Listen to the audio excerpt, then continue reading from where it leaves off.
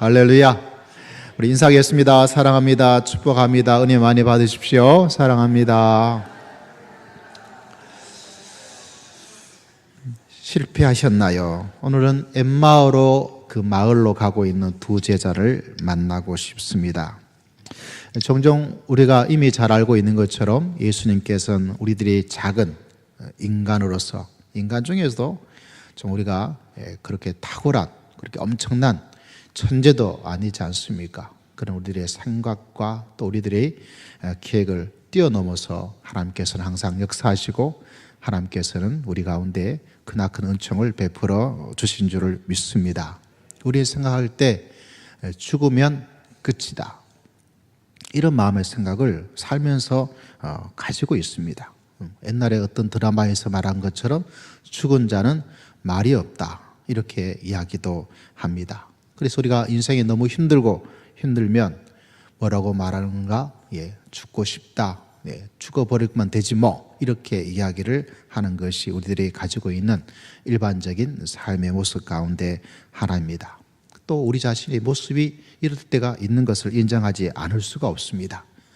그런데 우리에게 부활의 놀라운 이날을 기념하는 이날에 우리가 생각해야 될 것이 있습니다. 정말 부활이 있어야 할 이유, 또 부활이 있는 이유는 이렇게 살아가는 우리들에게 하나님께서는 생명과 하나님이 주시는 은총 가운데 살아갈 수 있도록 살아 역사하여 놀라운 은총을 여러분 모두에게 베풀어 주시는 줄을 믿습니다. 442장 찬송에는 이런 찬양의 가사가 있습니다. 저 장미꽃 위에 있을 아직 맺혀 있는 그때에 귀에 은인이 소리 들리니 주 음성 분명하다. 주님 나와 동행하면서 나를 친구 삼으셨네.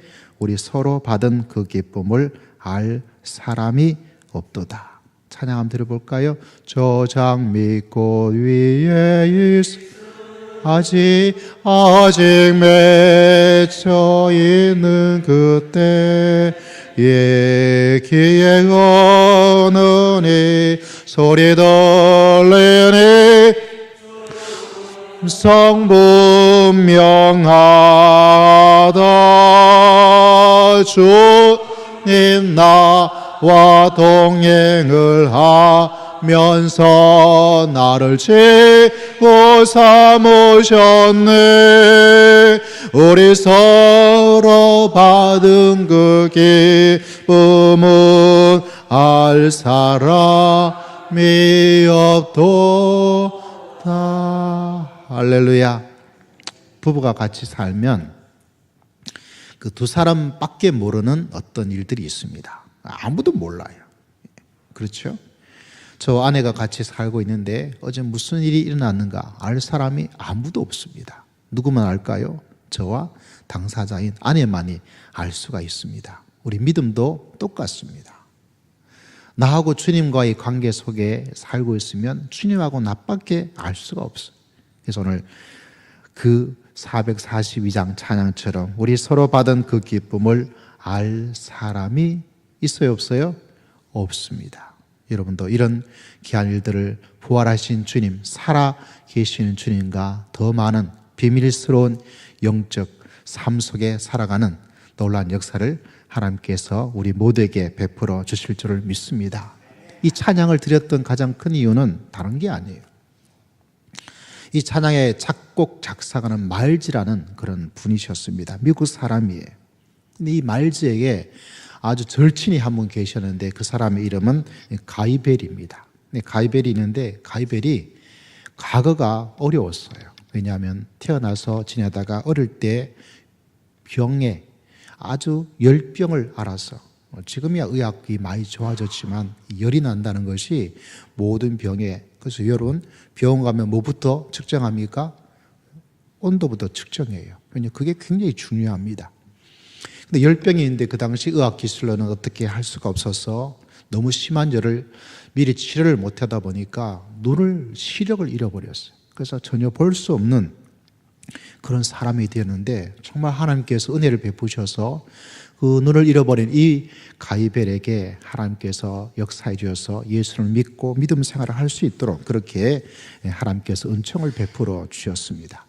근데 시력을 잃어버린 가운데도 또 사랑하는 사람을 만나서 결혼을 했습니다. 그리고 결혼했으니까 뭐가? 아이가 태어났어요. 근데 아이가 잘 자랐습니다. 근데 아이가 외동딸인데 아이가 잘 자라서 이제 또 결혼을 했어요. 얼마나 좋겠습니까?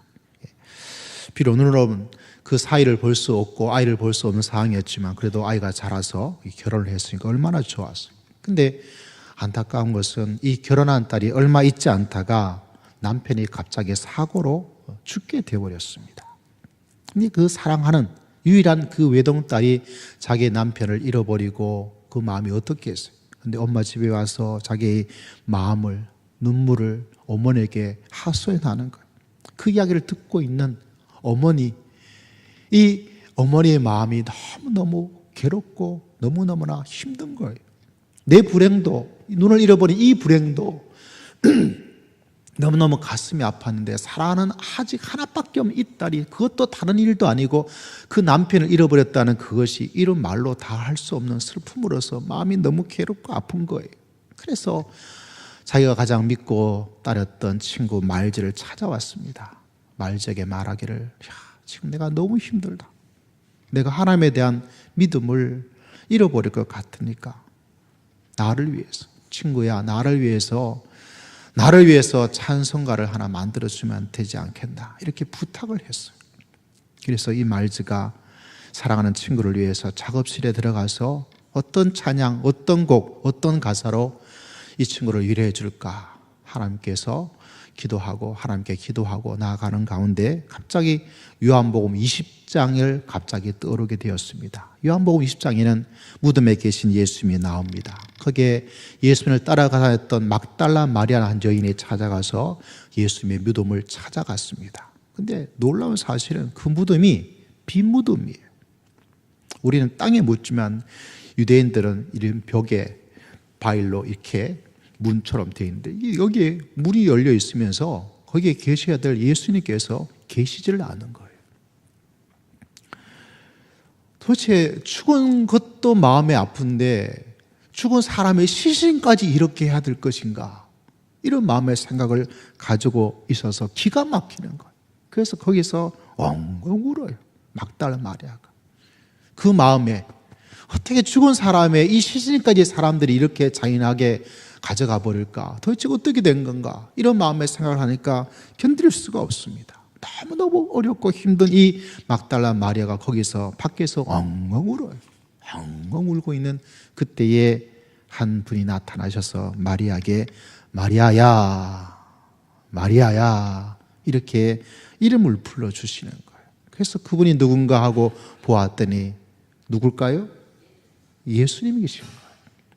그 예수님을 만나고 너무너무 기뻐서 그 제자들에게 와서 예수님께서 나에게 나타나시고 예수님께서 부활하셨습니다. 부활의 증인으로 살아가는 놀라운 역사가 마리아에게 일어났습니다. 근데 이 친구 마일즈가 자기 친구를 기억하면서 이 예수님의 빈 무덤에 있던 그 마리아의 슬픈 엉엉 울었던 그 모습이 자기 친구의 마음과 똑같다는 걸 생각하게 되었어요. 그래서 갑자기 영감이 일어나서 작사와 작곡을 해서 이 곡을 친구에게 보내주었어요.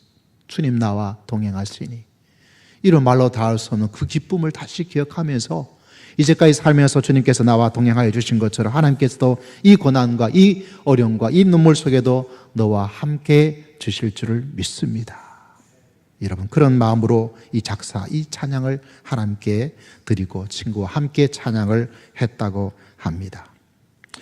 여러분 지난주에도 어떤 유명한 한 정치인이 서울시장을 출마하려다가 어떤 잘못된 사건에 발목이 잡혀서 정계 은퇴를 하게 되었다라는 그런 언론의 보도를 제가 읽게 되었습니다. 근데 그 기사를 제가 읽으면서 그 정치인을 제가 좋아하는 것도 아니고 그분이 서울시장 되다 말다 그에 대한 어떤 것은 없는데 이렇게 그 기사를 보았어요. 그리고 은퇴란 그 단어가 이상하게 제 마음속에 이렇게 들어오더라고요. 어떤 마음의 생각이 들었냐면 이 사순절과 주님의 십자가 우리의 죄 용서에 대한 것을 생각하면 그 은퇴란 단어가 들어오는데 이제까지 그 사람이 막 사람에게 지지를 받고 또 사람들에게 서울시장에 나가는 그 정도 되었으면 많은 지지층을 가지고 있을 거예요. 근데 그 숨겨진 사실이 드러나니까 어느 정도까지 가버렸습니까? 출마를 접을 수밖에 없는, 정계를 은퇴할 수밖에 없는, 감춰진 것이 드러나니까 그렇게 급격하게 사건이 뒤집어져 버리더라고요. 그걸 보면서 제가 생각을 했습니다. 만약 우리도 지금 이 살고 있는 내 자신의 모습이 만약 드러난다면 어떻게 될 것인가? 여러분, 저와 여러분이 숨겨진 어떤 것이 드러나면 어떻게 될 것 같아요? 그 제가 생각을 했어요. 그분이 정계를 은퇴했다면 아마 지금 내가 마음속에, 내가 삶 속에 어떤 것이 드러난다면 저는 은퇴를 해야 돼요. 뭐를 은퇴해야 될까요? 목회를 은퇴해야 돼요.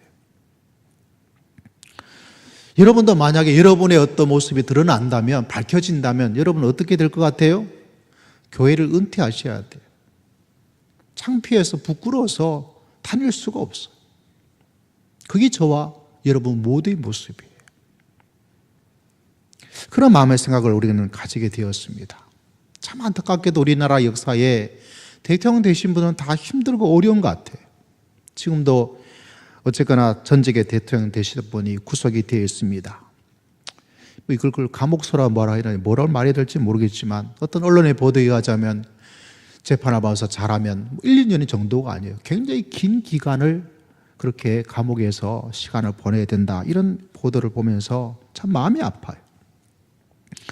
우리나라 대통령 물러나자마자 암 걸려가지고 빨리 돌아가셔야 감옥에 가지 않을까. 이런 마음의 생각도 개인적으로 하게 되어지면서 국민의 한 사람으로서 마음이 좀 그랬습니다.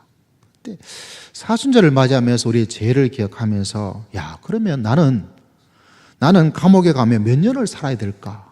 여러분 보시기에 저는 감옥에 가면 몇 년을 살아야 될까요? 하나님께서 말하기를 너는 몇 년 있어야 된다고 말씀을 할까요? 우리가 흔히 우리나라에 하는 말처럼 무전유죄, 유전무죄 맞죠? 무전유죄 맞죠? 돈이 없으면 죄가 있게 되어지고, 유전무죄 맞죠? 돈이 있으면 변호사를 잘 어떻게 하고 법을 잘 이렇게 해가지고 죄도 감해지게 되고 석방도 빨리 되어지게 되고. 하나님은 재판관이라고 말씀하고 계시잖아요. 하나님이 재판관이시고 하나님이 심판하신다면 과연 나는 몇 년을 있어야 될까?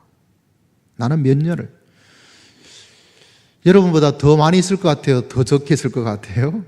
그건 알 수가 없는 거예요. 요사이 신명기를 읽고 그 전에 민수기를 읽고 이렇게 말씀을 보면, 그 말씀을 읽다 보면 구약에 계신 하나님께서 우리에게 말씀해 주고 있는 것이 뭐냐면 하나님이 심판을 하시고 벌을 주신 이야기가 나와요. 하나님께서 너희가 이 말씀을 듣지 않으면, 이 말씀을 준행하지 않으면 내가 너에게 어떻게 하겠다. 어떤 데는 하나님께서 벌을 주시겠다. 어떤 데는 하나님께서 너에게 병마를 주시겠다. 너희가 가지고 있는 모든 것을 다 빼앗아 가버리겠다. 너희가 계속해서 이 말씀을 듣지 않으면 너희를 온 세상에 다 흩어버리겠다. 그래서 그 말씀에 주신 경고처럼 이스라엘 민족이 저 먼 몇백 킬로 떨어진 바빌론까지 이렇게 되었습니다. 근데 이런 말씀 읽을 때마다 여러분 느낌은 어땠습니까? 기분이 좋던가요? 어떤 때는 이런 마음이 듭니다. 하나님께서 이렇게 말씀하시는 건가? 아니, 이걸 가지고 이렇게 벌을 내리고, 이렇게 질병을 주고, 이렇게 이스라엘 백성을 내쫓아버리고, 이렇게 건강을 하나님께서 가져가 버리고, 병마를 주고, 병균을 주고, 너희 자녀가 몇 대까지 불행해 죽고, 나 혼자만 잘 되는 것이 아니라 몇 대까지 불행해지게 될 것이다. 이런 이야기를 왜 하실까라는 생각에서 하나님이 해도 너무한 거 아닌가? 하나님께서 너무 좀 잔인한 것이 아닌가? 하나님께서 너무 심한 게 아닌가? 이런 마음의 생각 여러분 안 하시나요? 근데 여러분, 하나님이 너무한 걸까요? 내가 너무한 걸까요? 하나님께서 그렇게 징계하는 그 수준이, 내가 이렇게 징계하겠다는 그게 진짜 너무한 걸까요? 내 자신이 하나님 앞에서 내 양심에 부끄럽게 살아가는 것이 너무할까요? 뭐가 너무할까요? 뭐가 너무해요? 하나님이 그렇게 징계하는 게 너무할까요? 내가 살아가는 이 잘못된 모습이 너무할까요? 내 자신이 너무한 거예요. 하나님께서 이렇게 징계하겠다 저렇게 징계하겠다, 처음에 보면 참 너무하시네 이렇게 할 수가 있을까 생각되지만 하나님께서 그래도 많이 봐주신 거예요. 할렐루야. 하나님의 빛 앞에서 거룩하신 그분의 모습 앞에서 바라보면 우리들의 삶의 모습은 얼마나 추악스럽고 죄악스럽고 악하고 감옥에 가도 1년 이내로 해결할 문제가 아니에요. 가장 큰 문제는 우리가 그런 죄인 것조차도 알지 못하는 거예요. 그렇게 살고 있음에도 불구하고 이것이 얼마나 잘못된 모습인지를 알지 못하고 그냥 살아가는 거예요. 좀 잘해봤자 눈물 좀 흘리고, 좀 잘해봤자 하나님 용서해달라고 그러고, 또 그 짓을 계속하면서 그렇게 살아가는 것이 우리들의 모습입니다. 하나님이 너무한 거 하나도 없어요. 누가 너무한 거예요? 해도 너무한 거예요. 누가요? 저와 여러분이 너무한 거예요. 좌우에 계신 성도에게 한마디 해 줍시다. 내 자신에게도 한마디 해주는 것처럼 우리가 해도 너무했지요. 시작. 우리가 해도 너무했지요. 예. 다시 인사하세요. 내가 해도 너무했습니다. 시작. 내가 해도 너무했죠. 예. 목사님한테 고백하세요. 목사님, 제가 해도 너무했습니다. 시작. 목사님, 제가 해도 그걸 인지하시는 거예요. 저는 그렇게 생각해요. 해도 내가 너무했다. 하나님이 너무한 거 아니에요, 여러분. 하나님이 어떻게 하겠다는 그 징계, 건강의 질병을, 우리의 재산을, 우리의 자손을 어떻게 하는 거, 하나님이 너무한 거 하나도 없습니다. 누가 너무했어요? 내가 너무한 거예요, 내가. 얼마 정도 너무했습니까? 이것이 감옥에 가서 10년, 20년 없어지는 것만 그래도 여러분 착하게 산 거예요. 30년, 100년 정도 있는 거, 그 정도 형벌 받았고 감옥에 가 있으면 그 양반 굉장히 잘 산 겁니다. 어느 정도가 필요한 거예요? 하나님이 죽지 않으면 내가 감옥에서 하나님의 징계에서 용서받을 길이 없어요. 그 정도로 너무한 거예요, 우리가. 해도 너무한 거예요. 얼마 전에 우리 기도원 때 같이 갔습니다. 기도원 같이 가신 분들 기억나시겠죠? 그 기도원의 원장님이 좀 보수주의자였어요. 이승만 대통령이 아주 최고이시고 간 곳 때마다 막 정치 이야기가 좀 노예에 좀 지나칠 정도로 그렇게 보수적인 그런 목사님이세요. 근데 어떤 대통령 이야기를 하시면서 지금 얼마 전에 가신 그분한테서 그분도 그러시더라고요. 해도 너무 해먹었다고. 그런 이야기를 하시더라고요. 그 부인되는 분이 그 기도 와서 금식 기도하고 가셔서 그렇게 되셨대요. 그 이야기 하면서 마지막 그것만 너무너무 해먹은 거 아니에요. 우리도 하나님 앞에서는 그 거룩하신 하나님 앞에서는 해도 너무 해먹은 거예요. 우리 모두가. 그걸 우리는 모르는데 언제 알 수 있습니까? 이 사순절 절기를 맞이하면서 십자가에 돌아가신 그분을 보면서 자, 내가 해도 너무 했구나.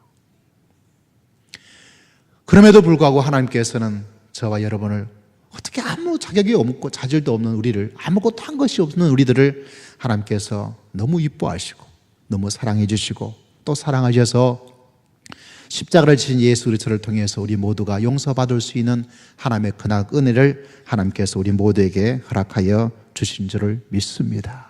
할렐루야.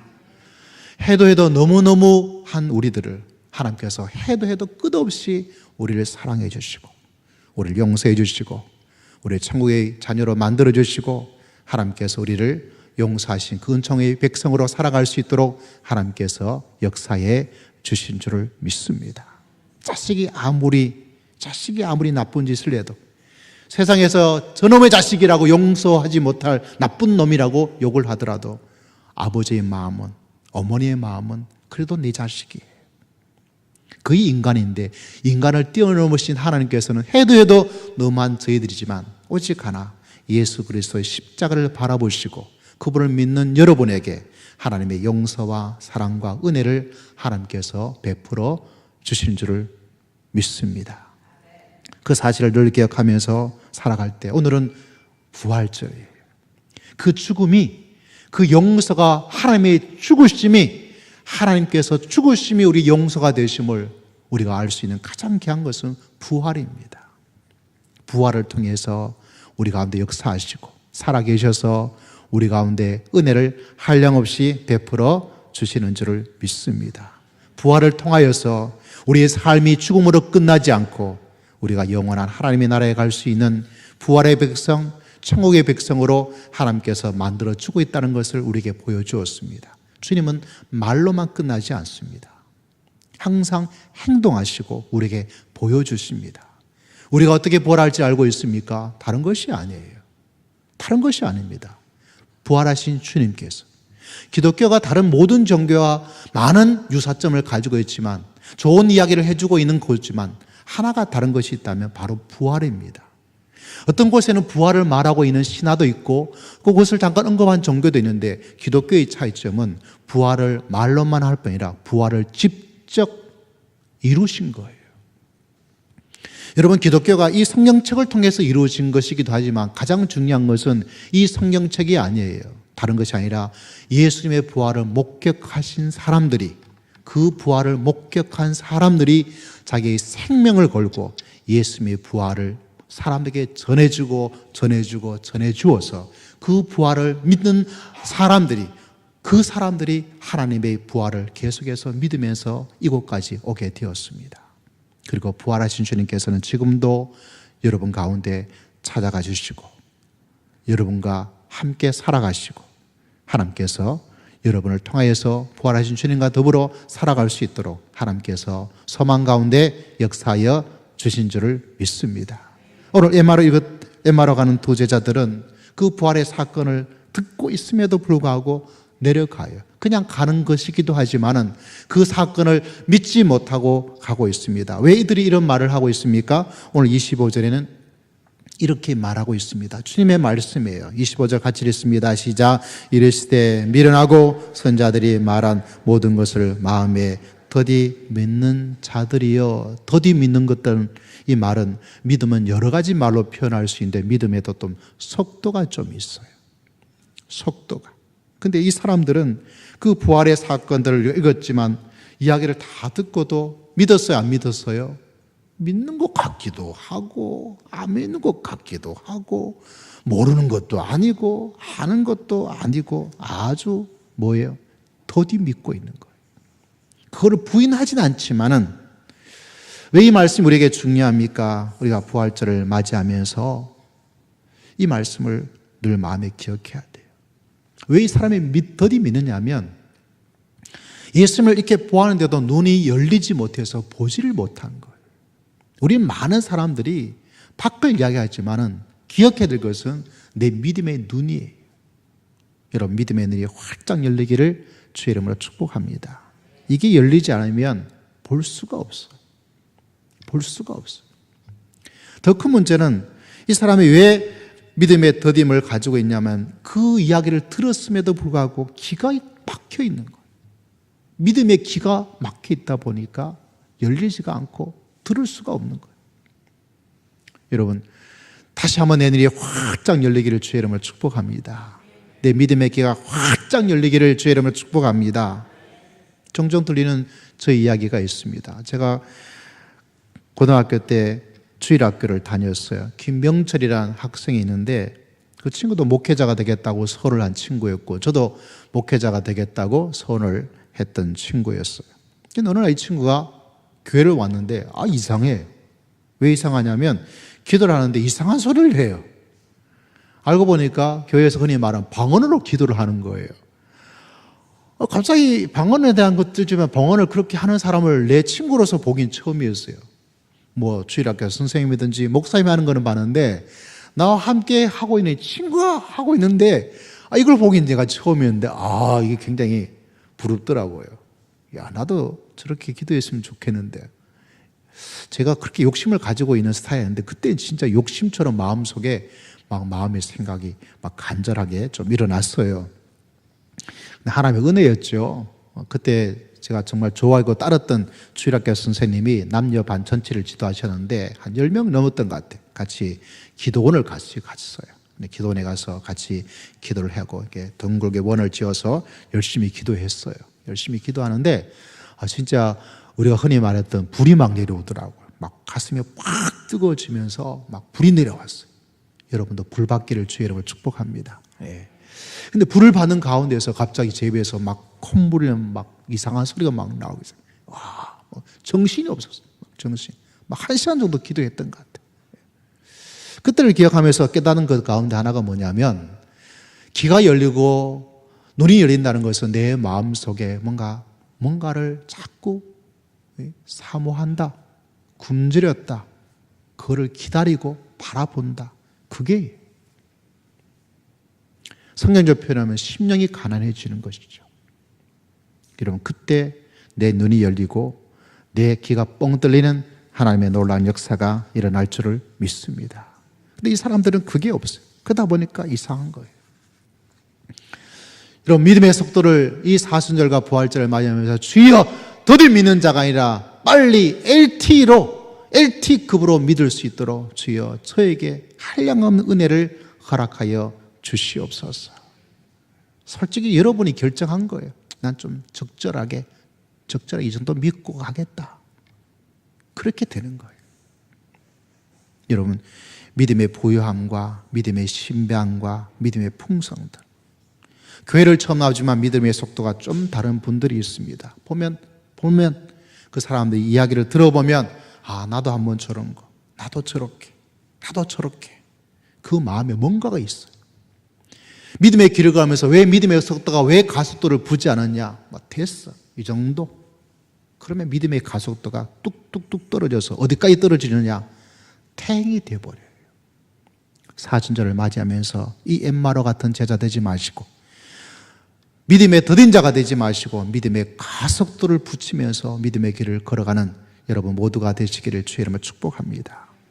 믿음의 탱이 되기 때문에 목사님이 한 번 기도하라 그러면 믿음의 좋은 사람들은, 믿음의 가속도가 붙는 사람은 몇 번 할까요? 믿음의 금식을 2번 하는 거예요. 1년에 성경 한 번 읽으라고 말하면 믿음의 가속도를 붙이려는 사람은 의도적으로 2번을 읽으려는 거예요. 할렐루야. 도전을 주는데도 감동을 안 받으시고, 그래야 믿음의 가속도가 붙어요. 더 무서운 게 뭔지 아세요? 믿음이 딱딱해지는 거예요. 믿음의 온도가 식어버려요. 누가 제일 식는지 아세요? 믿음의 생활을 오래 할수록 딱딱해지는 거예요. 믿음의 은혜를 한번 처음 했던 사람이 딱딱해지면 내가 언제 다시 이렇게 해나갈 것이다. 아니에요. 교만한 거예요.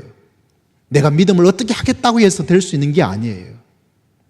다른 어떤 분은 수많은 노력으로 조금 나을 수 있지만 내 것이 내 마음대로 할 수 있는 것이 아니에요. 내가 했다면 계속, 기도를 했다면 계속, 새벽에 나왔다면 계속, 하나님께서 금식했다면 계속, 그래야만이 떨어지지 않아요. 마귀는 한 번 어떻게 했냐, 세상은 좀 쉬면 어떻게 했느냐, 그렇지 뭐 다시 내가 하면 되지 뭐. 내 마음대로 될 수 있는 게 아니에요. 이 사순절과 부활의 주님을 다시 붙잡고 믿음의 속도를 높여 나갈 수 있는 주님의 귀한 백성 되시기를 주의 이름으로 축복합니다. 할렐루야, 할렐루야. 사랑하는 성도 여러분, 우리는 부활의 증인입니다. 부활하신 주님을 만났습니다. 저도 부활의 주님을 만났습니다. 우리는 어떻게 부활의 증인으로 살아야 될까요? 부활의 증인으로 산다는 것은 여러 가지 의미가 있겠지만 다른 것이 아니라 이 엠마로 가는 마음에 뭔가 아픔을 가지고, 마음에 뭔가 실패를 가지고 살아가는 사람들에게 찾아가서 주님께서 그들을 위로해 주시고 그들의 마음을 붙잡아 주신 것처럼 우리도 부활의 증인으로서 이 한 주간 그렇게 믿음의 길을 걸어갈 수 있는 우리 모두가 되시기를 주의 이름으로 축복합니다. 여러분, 그렇게 살아가는 거예요. 저는 마음이 아플 때가 있어요. 믿음 생활을 열심히 하면서 나보다 힘이 없고, 나보다 배운 것이 없고, 나보다 가진 것이 없고, 나보다 가진 직급이 낮은 사람에게 필요 이상의 어떤 이상한 것으로 뭔가 화를 내고 뭔가 강요하는 사람 보면 저는 참 마음이 아파요. 우리 주님은 한 번도 우리에게 그렇게 하신 적이 없어요. 주님이 내가 못 배웠다고 해서, 내가 가진 것이 없다고 해서, 내가 제약을 가지고 있다 해서 나를 내팽개치고 모른 채 하고 그렇게 하신 적 한 번도 있습니까? 한 번도 없잖아요. 그렇다면 이 부활의 주님께서 이 엠마로 가는 제자들에게 찾아가서 그들의 믿음을 세워주고 그들의 부족함을 하나님께서 위로해 주시고 그들의 실패를, 그들의 마음의 아픔을 하나님께서, 예수님께서 치료해 주시고 함께해 주신 것처럼 우리도 부활의 증인으로서 그런 사람을 찾아가고 그들을 위로하고, 여러분 그렇게 한 주간을 보내시기를 주의 이름으로 축복합니다. 그리고 여러분이 품을 부활의 증인으로서 이번 주는 한 번 정도 여러분이 꼭 하나님을 알려주기를 원하는 사람한테 불러서 밥 한 끼를 사주세요. 맛있는 거 좀 사주세요. 무리가 되도록 한번 사주세요. 그리고 너 웬일이냐? 네가 이런 놀라운 일을 하다니 목사님이 하라 그랬고 내가 부활의 주님을 내가 만나서 나한테 꼭 밥 한 끼를 사주고 싶다고. 어떤 사람을요? 내가 가장 해주고 싶지 않은 사람, 내가 가장 해주고 싶지 않은 사람. 할렐루야. 아멘 소리가 너무 적어서 제가 시험이 될 것 같아요. 할렐루야. 그게 부활의 증인입니다. 그게 부활의 사람 아니에요. 여러분 모두가 이런 부활의 증인으로서 예배당 안에서 부활의 하나님을 경배하는 것이 아니라 이제 한 주간의 부활의 증인으로 믿음의 길을 걸어갈 때 여러분 모두가 그렇게 살아갈 수 있기를 주의 이름으로 축복합니다. 이번 주에 여러분이 드린 금식의 헌금을 가지고 또 어려운 단체와 어려운 분들에게 이번 주에 다 드려나가서 그 부활의 기쁨을 함께 나누고 싶습니다. 하나님께서 그걸 받으시고 여러분 예물 드린 모든 성도들에게 부활의 큰 은총과 소망의 은혜를 한량없이 허락하여 주실 줄을 믿습니다. 예수의 부활을 진심으로 찬양합니다. 예수님께서 여러분과 함께 할 줄을 믿습니다. 주님께서 여러분을 부활의 증인으로 우리를 삼아 주신 줄을 믿습니다.